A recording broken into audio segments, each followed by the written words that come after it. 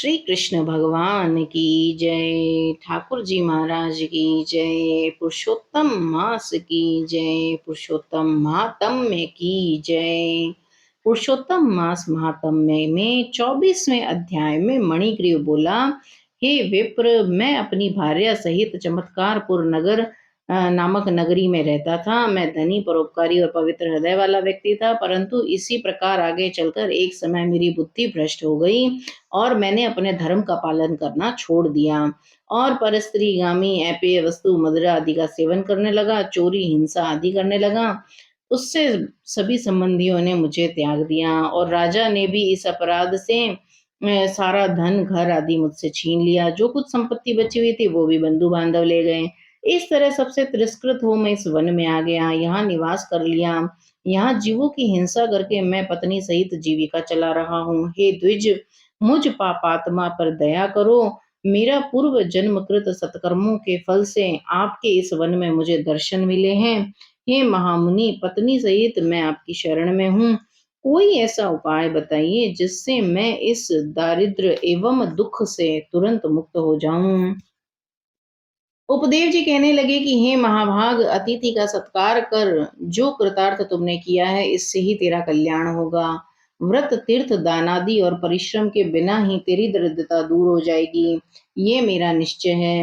निश्चय कथन समझो। अब से तृतीय मास पुरुषोत्तम मास होगा, सो तुम अपनी पत्नी सहित पुरुषोत्तम मास की प्रसन्नता के लिए दीप दान करना, जिससे तेरी यह दरिद्रता समूल नाश हो जाएगी। तुम तिल के तेल का दीप दान करना, ऐश्वर्य सुख होने पर घी के दीपकों का दान करना। लेकिन वनवास के इस काल में तेरे लिए इन दोनों में से कुछ भी संभव नहीं है। इससे सरोवर में स्नान करके तू वन में दीपक जलाकर दान करते रहना। तुम दोनों पति पत्नी को मैंने यही उपदेश दिया है। वेदों में अनेक प्रकार के दान आदि कर्मों का वर्णन है, किंतु वे सभी पुरुषोत्तम मास में दीप दान की 16वीं कला को भी नहीं पहुंच पाते। सारे तीर्थ और सारे के सारे शास्त्र पुरुषोत्तम के दीपक की 16वीं कला के योग्य भी नहीं है। योग, ज्ञान, सांख्य सारे मंत्र इस पुरुषोत्तम के दीपक की 16वीं कला से भी निम्न हैं। कृच्छ, चंद्रायण आदि व्रत इसकी समता नहीं कर पाते। वेदों का पठन पाठन, गया का श्राद्ध, गोमती नदी के तट का वास सभी इसके समान महत्व नहीं रखते। इसी से पुरुषोत्तम मास में दीप दान अवश्य ही करना चाहिए। मैंने यह तुम्हें दरिद्रता के नाश की युक्ति बतलाई है। हे वत्स, तुम्हारा कल्याण हो। तुम्हारी सेवा से प्रसन्न हो मैं अब प्रस्थान करना चाहता हूँ। अगस्त जी बोले। इतना कहकर वह श्रेष्ठ विप्र द्विभुज मुरलीधर भगवान को स्मरण करते हुए प्रयागराज की ओर चल पड़े। दोनों पति पत्नी भी उस उपदेव जी को आगे तक पहुंचाने के लिए चल पड़े। इस प्रकार चलते चलते कुछ दिवस बीत गए तो वे दोनों ब्राह्मण की आज्ञा पाकर अपने आश्रम को लौट आए और पुरुषोत्तम भगवान का स्मरण करते हुए भक्ति के साथ 2 मास बीत गए। पुरुषोत्तम मास के प्रारंभ होने पर उन्होंने सावधानी से इंगुदी के तेल का दीपक संपूर्ण मास प्रज्वलित किया और व्रत नियम से रहकर उन्होंने संपूर्ण मास व्यतीत किया।